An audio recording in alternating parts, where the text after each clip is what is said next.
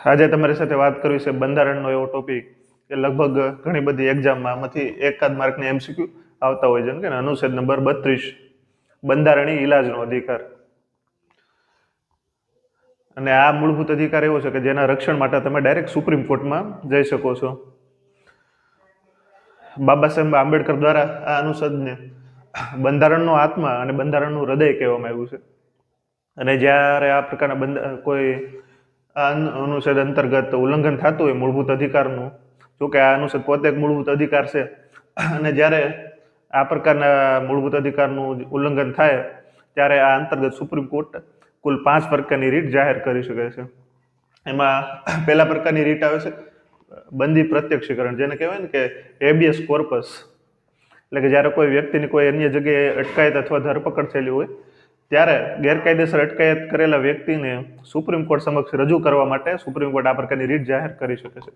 હવે ત્યારબાદ આવે છે બીજું આવશે પરમ આદેશ, મેન્ડેમસ.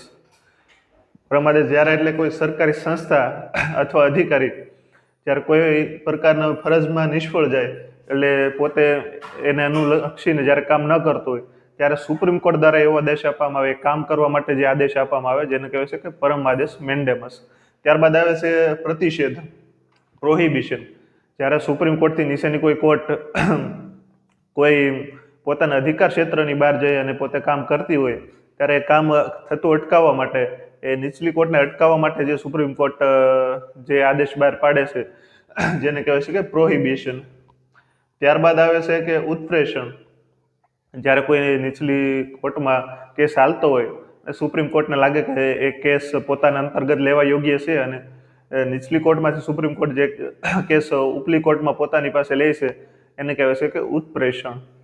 ત્યારબાદ 5મી રીટ આવે છે અધિકાર પૂછા, જેને કહેવાય ને કે કો વોરંટો.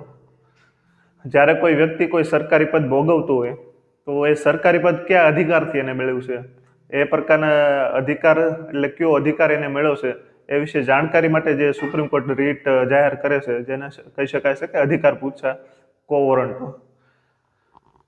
આ અનુચ્છેદ પોતે જ એક મૂળભૂત અધિકાર છે અને મૂળભૂત અધિકારોનું રક્ષણ કરે છે સુપ્રીમ કોર્ટ.